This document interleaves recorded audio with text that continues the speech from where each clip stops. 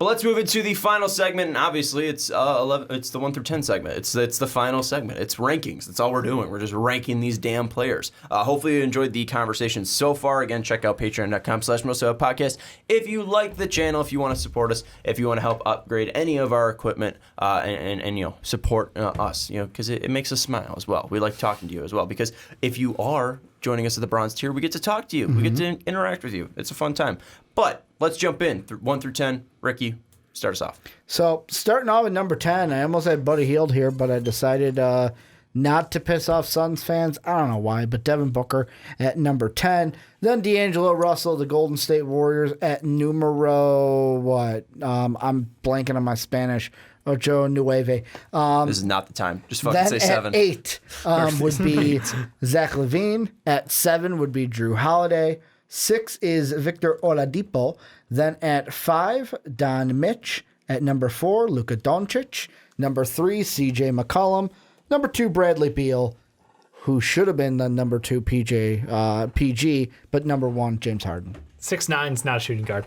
Number 10, I got Zach Lavine. At number 9, it's Devin Booker. 8, D'Angelo Russell. 7, Victor Oladipo. 6, Donovan Mitchell. 5, CJ McCollum.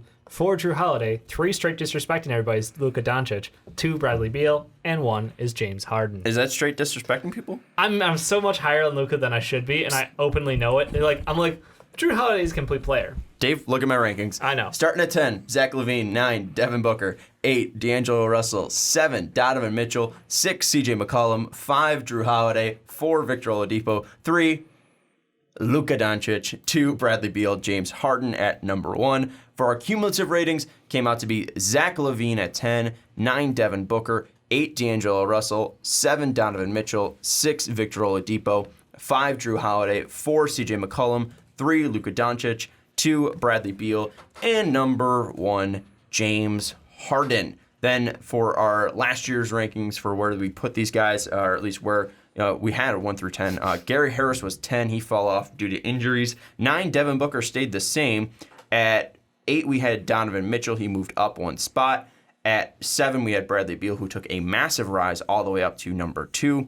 At number 6 last year, we had Drew Holiday. He moved up a spot to 1. DeMar DeRozan was on our list. He is now a 3 in our mind, or at least just due to the way that they're set up. At 4, we had CJ McCollum. He stayed the same. At 3, we had Victor Oladipo. He moved down to 6, only due to injuries. And then 2, Klay Thompson is not on the list, only due to injuries. And number 1 was James Harden because, he's the best shooting guard in the league, and it's kind of not close. It's not.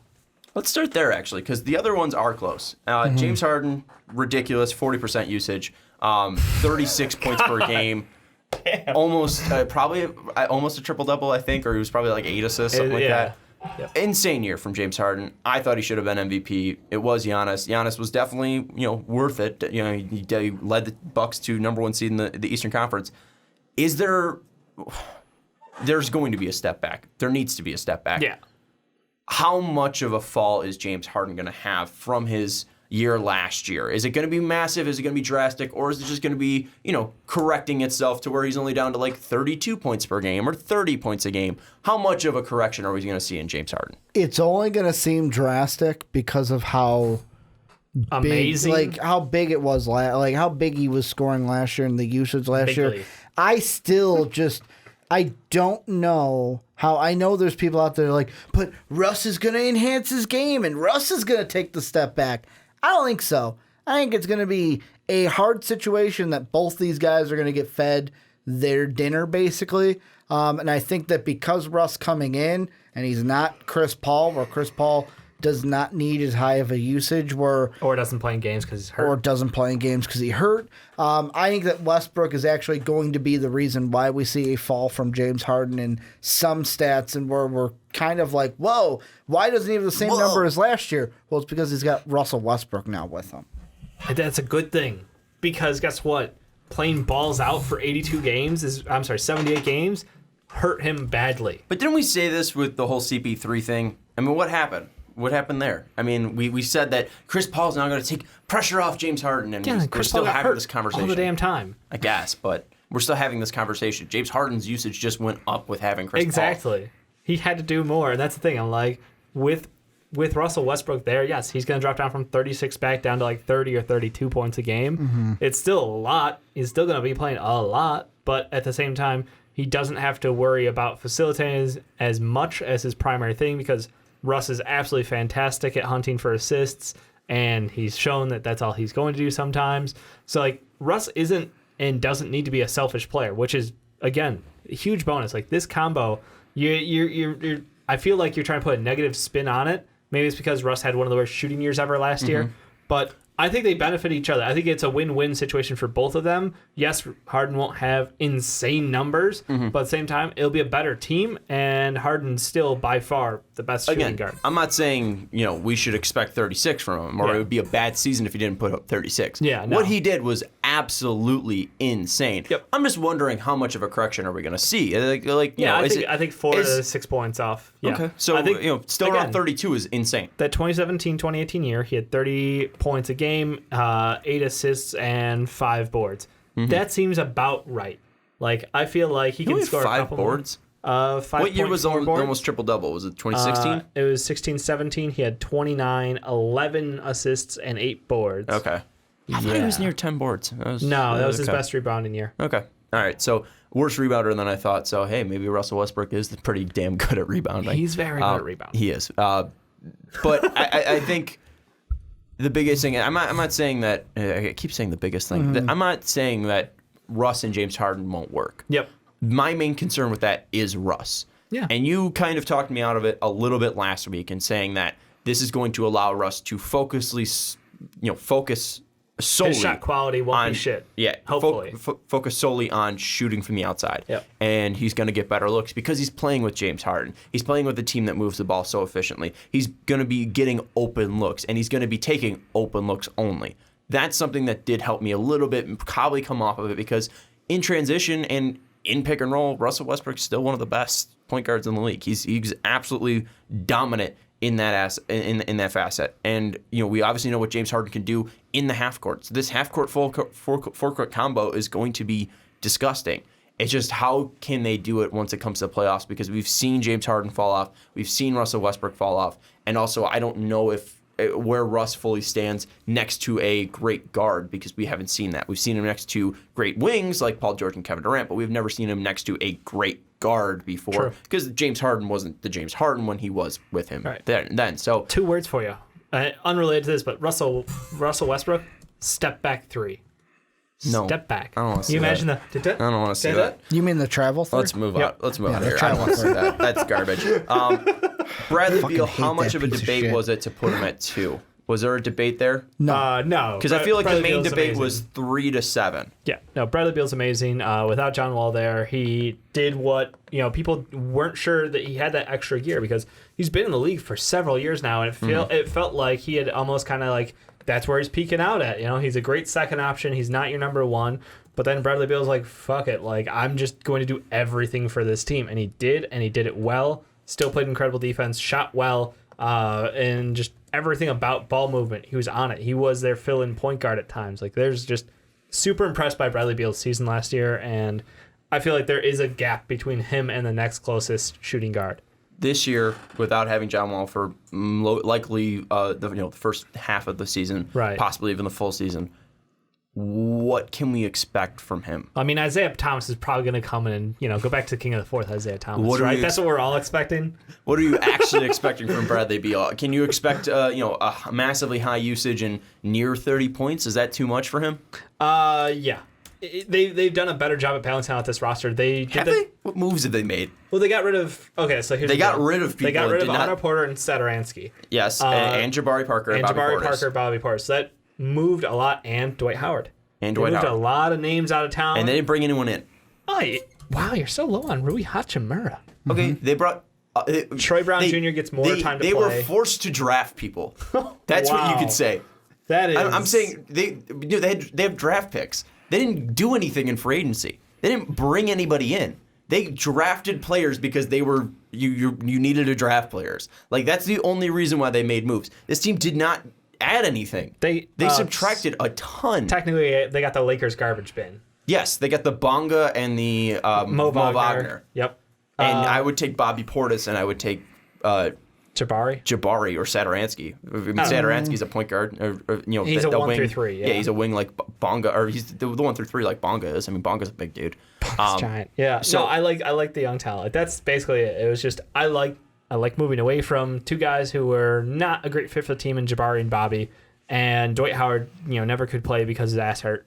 And I'm fine with that because I think that Rui can step up. I think Troy Brown can step up. The big question is point guard issues because, like I said, Isaiah Thomas, Ish Smith, who is a great backup point guard, Bonga, and Justin Robinson. But isn't it not just Bradley Beal? I mean, in the end, it's probably just going to be Bradley Beal's going to guard twos, and Isaiah Thomas is going to guard ones. But in the end, running the offense is going to be Bradley Beal. And he had a 28 usage last year, but I think that's going to be probably near 34 or something. I can see it going up a little bit. I think you're underrating Rui's involvement in offense. Rui, Troy, and Thomas Bryant, like those are three guys who are going to be bumped up. Like Thomas Bryant had a great end to last year, and I think that he can get even better. Like he's a big who can shoot from the outside. He stretches the offense. He plays good defense. Like that's a guy who can take a leap this year. Beal was at 19 shots a game. Yeah, I think that could probably go to 21. Yeah, I do too. So I'm saying that's why the usage is going to go up. When did John Wall get hurt again? Was it around July, December? July or December? No, wow. July or January, December. Shit, the whole year. January or December, right? When do we want to call I can pull it? the official date in 1 sec. Because I mean, I want to figure out. He played 32 games, so his last game was in. Was it the 19th?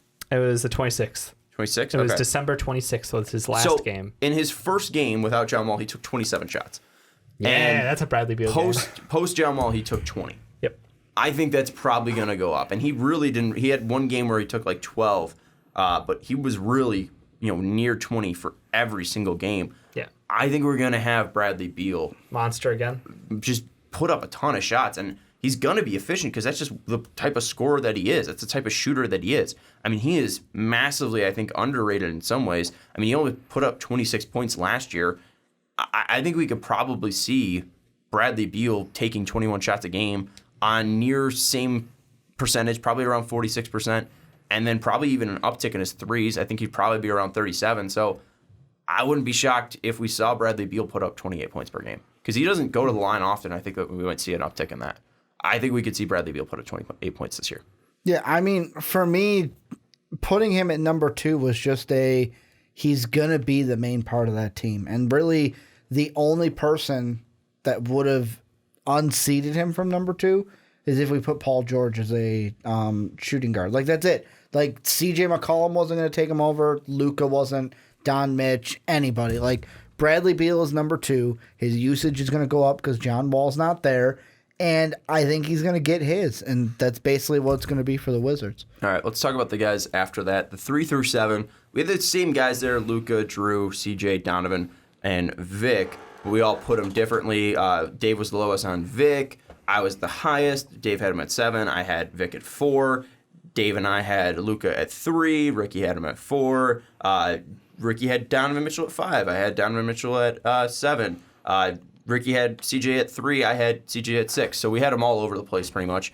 Even Drew Holiday, Dave had him at 4. I had him at 5. Ricky had him at 7. Let's just go one by one and just give our ideas of these guys being, where we put them. So Ricky, you want to start off? Why'd you go CJ, Luka, Don, Vic, Drew? What was the reasons you put those guys in that order? Yeah, I mean, for me, it was a little bit of kind of tiers where CJ and Luka would be the tier 1, let's say. And like, although they had the similar, I want to say the same amount of points, 21 each, when it came to deciding who's above, CJ was a lot better from 3. Like, he had 1 less attempt per game than Luka, but he was shooting nearly 5% better. He was 37.5% compared to Luka's 32.7. And plus with Luka, I want to feel like him being in the top 5, I feel like might be too high. Like, does he deserve it? Maybe. But even putting him at 4, I was like, am I crowning his ass before, like, we basically, like, crowning his ass before he was only a rookie. Check. Like, yeah, he was only a rookie last year. 7.8 and 6. I know. But it's at the same thing where it's like, we put Trey, like, when I put Trey Young in the top 10, people were like, he doesn't deserve to be there. And he also, had a really good year for a rookie. So it's like I almost feel like putting Luka in the top 5 was almost like, let's see what he does in year 2. Then it's like Don Mitch and Victor Oladipo. Pretty much to me, like it was flipping a coin between them. And really for me, the big thing is I want to see how Vic when he comes back from the injury and how he comes back from that injury that he had. And then it was just Drew Holiday was that kind of third tier because Drew Holiday's not in the Zach Lavine, D'Angelo Russell, Devin Booker category. Yeah.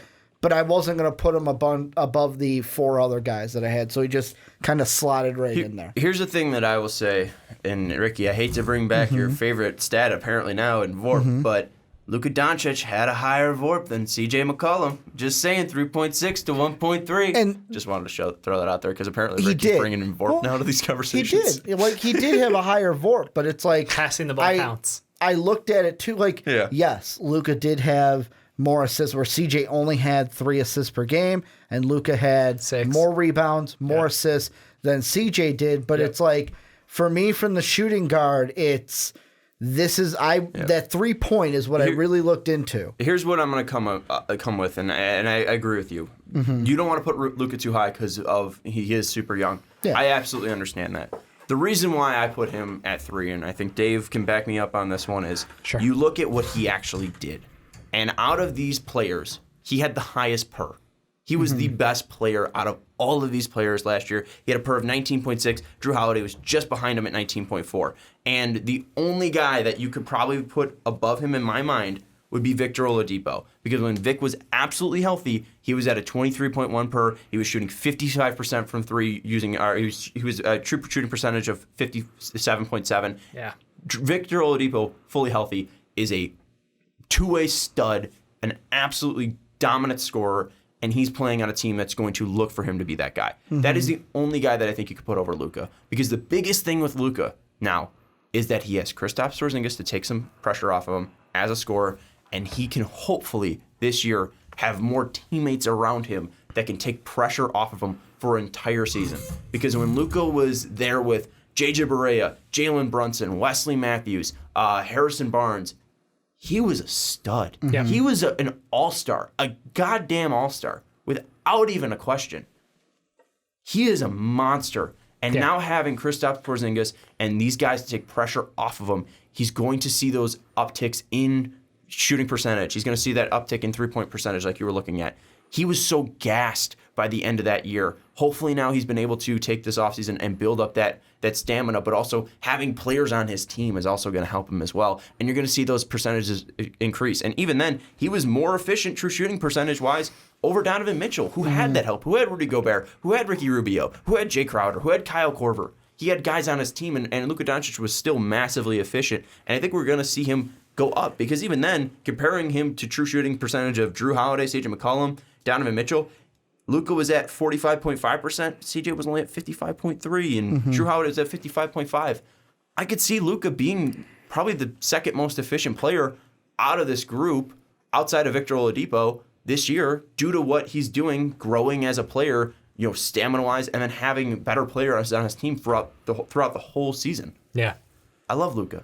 I know it. I'm a homer, but fuck, I'm a homer for Luka Doncic. He's a home, goddammit. My hometown is Luka Doncic. And I just think I think he has so much room to grow body-wise, and that's what's going to take him up to his next step, because he's only 19. All these other guys are, outside of Donovan Mitchell, all these guys are in their prime. And this is where I feel like for the first time, you understand where I usually, when it's usually been, Ricky, you got a rookie ranked too high.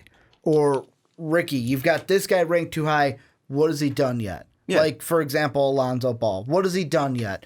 You are finally on the other side of this discussion where I'm like, Sean, you get it. This is what I've been talking about. You're excited for the future and what he could be this year. But to come back with that, the only guy that I've ever ranked high as a rookie is Luka Doncic. Oh, I know. Last year, and by high, everything we were that all teams, right? Yeah, 14. And everything last that you were just talking about. But last year you had him at 14, and Dave and I had him at 15. No, we were sold on this guy already. Yeah, and I'm not saying we didn't have Luka high. I'm saying every time you ask me a question of Ricky, how do you got this guy so high? He hasn't done anything, and that's kind of the argument here of Luka only 1 year. Yeah. I'm finally getting you to see my side of it. Of you're excited to see what he's going to do this year, and you're expecting him to do great things, and that's why I understand why you put him at 3, because you've got so high hopes for him. Same thing with Dave. He's got high hopes for him. But he already is great. That's the problem. That's what I'm saying. Like 21-7-6, right? Yeah. Yeah, I'm not saying he's bad, but it's just incredible. you're excited Almost for 8, what actually. how much better he could be this year. Whereas I am on the other side. I don't have that same rose-colored glasses this time, and that's why I look at it as more of like let's see what he does this year instead of just being excited for it. Here, let's close your laptops for a second because we're gonna do this thing twice. So close your laptops. I'll just put up I'll put up the rankings. Or turn it behind you. No, just turn it. Just trust me. Or close your eyes. Close your eyes. Let's close your eyes. Okay. All right? Let's read off some stats. Yep. All right. This player played 72 games, 32 minutes per game, 42% from the field, 32% from 3, 71% from the line, 21 points, 8 boards, 6 assists. This player, 67 games, 35 minutes per game, 47, 35% from 3, 76% from the line, 21 points, 5 boards, 7 assists. So, player number 2, obviously more assists. CJ McCollum. You're real bad at this. My point, I'm horrible at it. Anyways, my point was just showing that, Luka Doncic, out of all those guys, are 19.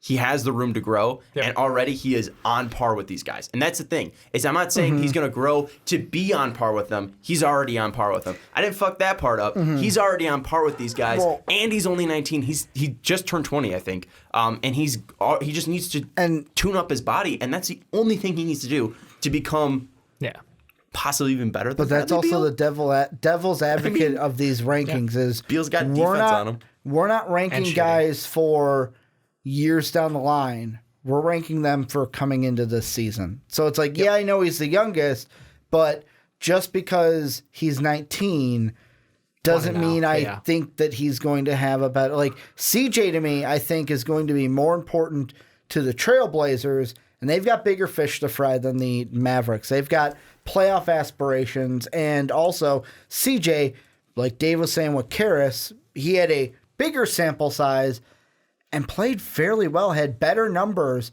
marginally, but better numbers in the playoffs than he did in the regular season, which helped that team beat the Thunder. Lillard hit the shot, so you got to put respect on that. But then the Nuggets. To beat the Nuggets afterwards... He had a shot in that one. And then, although they got swept by the Warriors, that first game, 17 points was low for him, but he had a good 2, 3, and 4, and they just got swept by the best team in the Western Conference. Who can do more for you? And the answer is Luka, in my mind. That's why I gave in and put him at 3. I respect the hell out of CJ. He's a great scorer. But he's a number 2. He's a number 2. That's exactly the thing. Drew's a number 2 as well. Drew's not a number 1. Yeah, Drew's one of the best two-way guards in the NBA, but he's not. He doesn't have the ability to take over games. Luka does. Luka's one of the best clutch shooters already in the NBA, which is a stupid stat that I saw the other day. I don't trust Drew Holiday late in the game. If he's taking a shot, then maybe he'll make it. But I know Luka will.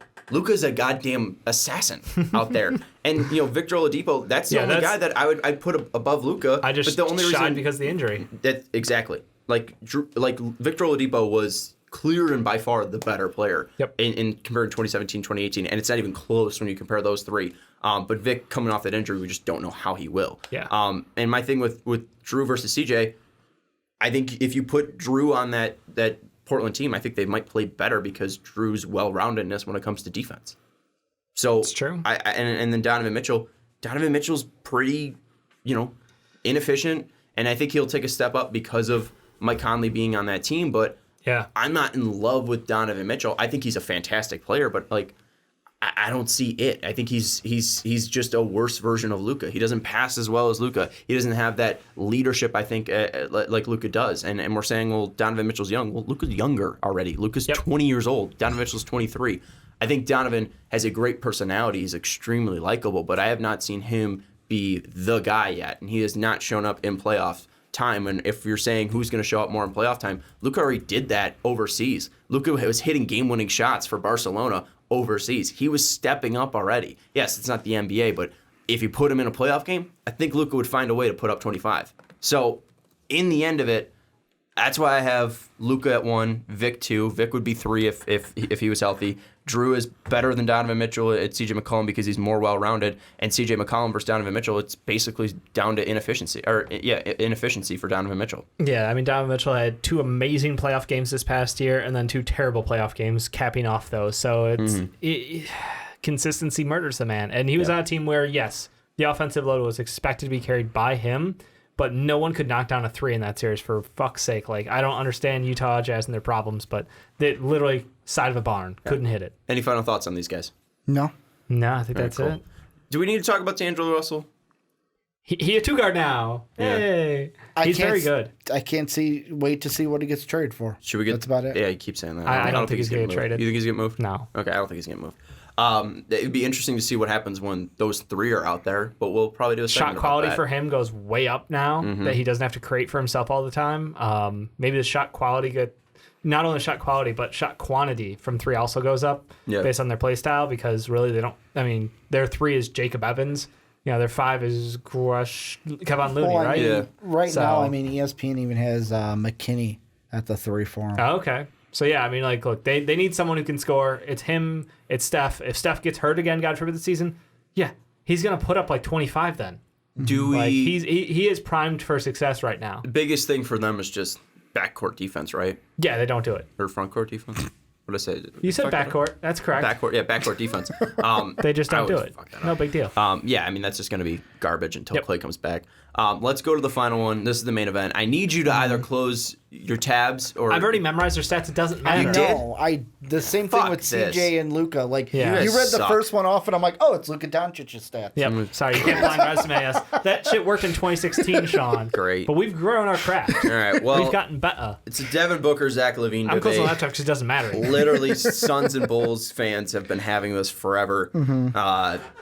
Booker came in for Ricky at 10 and Lavine at 8. Dave had Booker at 9 and Lavine at 10, and I had Booker at 9 and Lavine at 10. So, Ricky, you're the one that needs to make the case for Lavine here because you're the only one that has him above him. Literally for me, if I'm coming down, like, the only thing Devin Booker does in my mind is score a lot of points.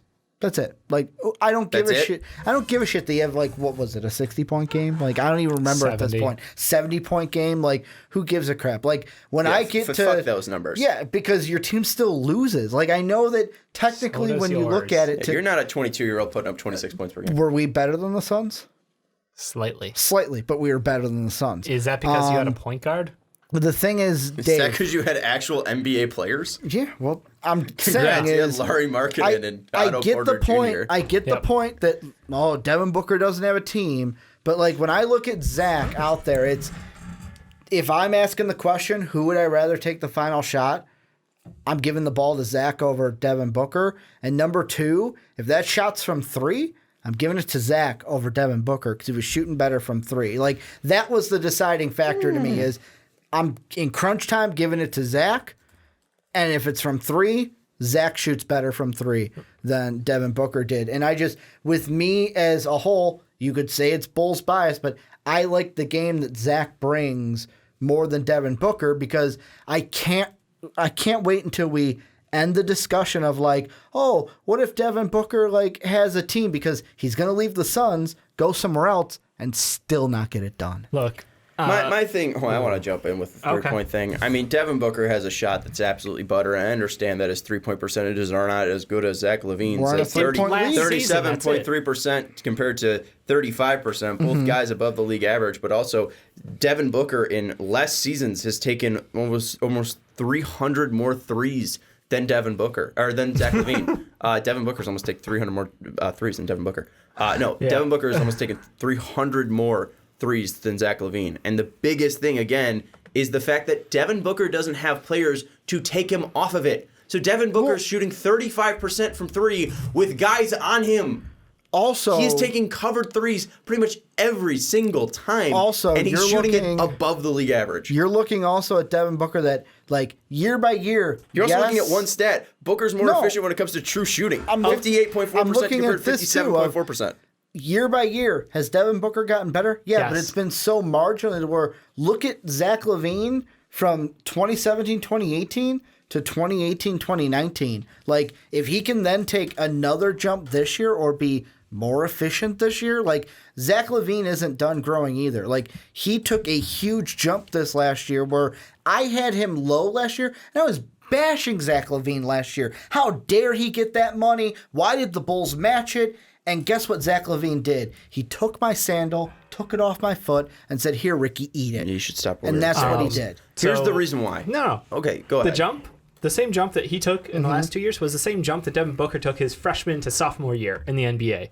His 3-point percentage got 2% better every year until he took a massive nosedive because they didn't have an offensive system. They didn't have a point guard. So he was asked to create for himself. They fired their coach like 4 times. They fired, yeah. I think he's had 3 different coaches in 4 years or 4 Earl different Watson, coaches. Igor, the current interim, and then Jeff Hornacek. Yeah, so 4 coaches in 4 years. There's no consistency. But yeah, the 3-point shot thing, like, he got better every year until they took away his point guard and his offensive system, and he had no one else who could create on that team. So, like, I think the 3-point shot's a falsity. I think that's the other thing too. Zach Lavine's kind of had the same thing. The other thing too with Zach Lavine last year, that jump you're talking about, Lavine was coming off an ACL tear and only played 24 games. So if we're talking about the Karis LeVert thing, where Karis LeVert took a while to get him up to full speed, Yep. It took a while for Zach to get up to full speed that second year. So that second year with Chicago, or the first year with Chicago, that 24 games, you could possibly just write it off because that wasn't Zach Lavine. Zach Lavine was coming in, trying to figure out where he fits into an offense. He was trying to take all these shots and just get him up and see where he was at physically, health-wise. Zach Lavine, the true Zach Lavine, is probably right now. Is last year. You could take that as what it is. That is the year that I'm looking at for Zach Lavine. And that's, a guy that puts up 23.7 points per game, 37% from 3, 46% from the field. The biggest thing with Booker, though, is Booker has just gotten better and not even really increased his usage. His second year, he already had a 28 usage, which was near the level of what Zach was doing last year. And then it was up to 31.7, and it was up to 32.9. And each and every single year, he has gone up when it comes to points. He's increasing each and every year, 22 to 24 to 26. He is becoming a scorer because of the volume that he has, but he's also doing it at a more efficient rate when it comes to true shooting, and not just 3-point percentage. When you take in field goal percentage, when you take in 3-point percentage, and you take in free throw percentage, he is a more efficient shooter than Zach Lavine at a higher volume. And he's even moving the ball around better than Zach Lavine is. And yes, Zach Lavine has more guys on his teams, more mouths to feed. There's more passes being done in that game rather than Devin Booker just running pick and rolls with DeAndre Ayton, him dumping it off. I don't think they did that too much anyways. They didn't. They really didn't like DeAndre Ayton for some reason. Those are just 2 guys. It's only a great scorer. I know 2 guys on the Suns pretty much. I can name their coach history, but I can only name 2 players on their team because their team sucks. I mean, Devin Booker now, if he was on a team that had 2 guys that could shoot the ball, he would be as efficient, if not more efficient from 3 than Zach Lavine is, and he'd be more efficient in general than Zach Lavine is. He is a guy that can go in every single possession and score the bucket, or score a bucket. The thing Score the basketball. The thing I also want Basketball and to buckets. the thing I also want to go to too is You get heated and you forget words. I know that Zach also had to deal with the injury that he had, and that was another big issue with the contract. But like when it comes to the coaches, you're like, oh, how many coaches has Devin Booker had? You look at it since Zach Lavine has been in the league. He's had Flip Saunders, then went to Sam Mitchell, then went to Tom Thibodeau. Then when he came to Chicago, went to Fred Hoiberg, and then went to Jim Boylan. So, Zach Lavine hasn't had a consistent head coach either. Like, the most consistent head coach that he's had is really no one, because he got traded the first year, with the 1 year with Thibodeau, and then got traded. Sucks with Flip, because Flip passed away. Yeah. I mean, that's kind of expected, though, when you're moving teams. Obviously, having 3 coaches in Minnesota, 3 years. But yeah, having 3 coaches in Minnesota is different, but also that was different circumstances. I mean, one guy died on him, and Sam Mitchell was an interim who I think kept mostly the same things the same compared to Flip Saunders. So I think you could write that one off. I mean, then you could just go to 4 guys in what's it called? 4 years. 4 guys in Flip Saunders, Tom Thibodeau, Fred Hoiberg, and Jim Boylan, And even then, it wasn't like Jim Boylan's a completely new voice like Tom Thibodeau was to the Timberwolves. Jim Boylan was an assistant coach that whole year. Jim Boylan was in that locker room. They knew who Jim Boylan was. And yes, it took time for Jim Boylan and Zach Lavine to mesh. That was a problem that we saw last year. But it wasn't like a completely new guy that you don't even know who it was off the street. It was a new guy in the way his philosophy was going. But Zach Lavine's numbers were not affected. Yeah, but it was still rocky. No, for sure. But what I'm saying is, like, it wasn't like into the team. throwing a complete stranger into the thing. And with me, it's like I just look at it and I go, just what I went down to. Since we're splitting hairs here, it's if I needed to pick a guy for my team who could get it done, who I can trust to take that three and take the final shot, I'm going with Zach. And also Zach, it's like it's not just with the three, it's what he does driving to the hoop as well. And I just like Zach's overall game more than I like Devin Booker. And that's why it's like... But what's the overall game difference? He dunks real good. He can drive to the rim. He can shoot. Booker does too. Booker's a better shooter. Booker has higher free throw percentage. Booker can score from multiple areas on the floor. I said, splitting hairs here. Like literally the it's only... not splitting hairs. Literally There's the facts only that Booker's thing better. that separated them was... One wears red? I put D'Lo at 9 because you got to respect D'Lo for the year that he had last year. Why is D'Lo worse than Zach Lavine? One was an all-star. Zach Lavine wasn't. Well, I mean, all-star is voting. It's a popularity contest half the time. Okay, but I mean, was D'Angelo Russell worse than Zach Lavine in your mind? All-star, one guy 21 and 7. Yeah. With me, it's yet again, I like what Zach brings to the table more than D'Lo. And D'Lo, what is it? And D'Lo coming in this year, I don't think is going to be the same D'Lo, which also knocked him down too, playing with the Warriors, not being with the Nets this year like he was last year. All right, Dave, you got any final things to put a bow on this Booker versus Lavine thing? Because I don't think this is like curing world peace when it comes to NBA Twitter. I mean, like if you want to go to some of the advanced stats, I mean, Ricky stat Vorp Booker beats it by 0.5 and to 1.1 box score plus minus offensive 3.8 to 1.8 for who? Devin Booker has a 3.8 offensive and Zach has a 1.8, but at the same time defensively Zach's only 1.7, Devin's a 3.0 negative. Like they're both great offensive players, they're both terrible defensive players. Zach's more athletic, Dev's a better shooter, better facilitator. That's what it is to me. Like he has that extra ability to facilitate. Zach Lavine is good, but not at the same level. And my thing too, if it comes down to it, you put Zach Lavine on the Suns, Zach Lavine does not do what Devin Booker does. If you put Devin Booker on the Bulls, he is more efficient and putting up the same numbers that he has. Maybe less scoring, but he's more efficient, and he's more efficient than Zach Lavine is. I think he would show that he's not a 33%, 32% three-point shooter like he was last year. I think he would be up to 40%. Yep. I mean, he has got an absolute stroke out there. And Devin Booker's also younger. And I think that if we see the growth of the Chicago Bulls, when they, at least talent-wise, hopefully the Suns can do that as well. DeAndre Ayton hopefully can finally get more antiquated into this offense and be put into this offense more. They got a point guard who can pass the ball this They game. have Ricky Rubio out there, and that's going to be the biggest thing for me is they have Ricky Rubio staying next to Zach Lavine, staying next to Devin Booker, gain him opportunities. The Bulls have Chris Dunn, Satoransky, and Kobe White. None of those guys, like if you stack them up, this is still not Ricky Rubio worth of assists. We'll see. We'll see what happens with both these guys end of the year. I do have to correct you. Ryan Arcidiacono. You have to move. Oh, Arch, my boy. You got to put Ryan Arcidiacono on that list. That's going to do it. Let us know your thoughts on the Devin Booker, Zach Lavine thing. Obviously, highly contested, and then as well, I know we have some Suns fans. We have a pretty decent Suns base. Well, we do, actually. You know, the biggest we got blasphemy, Lexi. One that you were telling me about from Bulls Twitter is that Lauri Markkanen didn't get invited to USA Basketball? What's up with that? It was NBA Reddit. I know, but like Lauri Markkanen didn't get invited? Yeah, some guy was like, Zach Lavine's better than Derek White. Why wasn't he invited? And then some Bulls fan was like, yeah, Lauri Markkanen wasn't even invited as well. It's like, yeah, he wasn't fucking invited to USA Basketball because he's finished, dude. Anyways, let us know your thoughts on the Lavine versus Booker thing. Did we solve it? No. Will we solve it? No. And also let us know what you think about those guys, Vic, Luka, CJ, that second Drew? tier. Am I missing anybody? Don Mitchell. Let us know on that how you'd rank those guys because I think 1-2 is pretty clear, and then D'Angelo Russell's there somewhere. Let us know your thoughts down in the comments below. Hopefully you enjoyed Shooting Guards 1 through 10, 11 through 20, and 21 through 30, or the entire podcast if you're listening on Block Talk Radio or iTunes, or watching the full on YouTube. Again, don't forget to check out patreon.com/MoSoPodcast if you want to help us, support us, help us thrive, live through us. We'd love it. We'd support you as well. We'd support you as well. If you become a patron, you got a YouTube channel, I'd subscribe. That's what would happen. All right? Thank you for watching. We'll see you next week.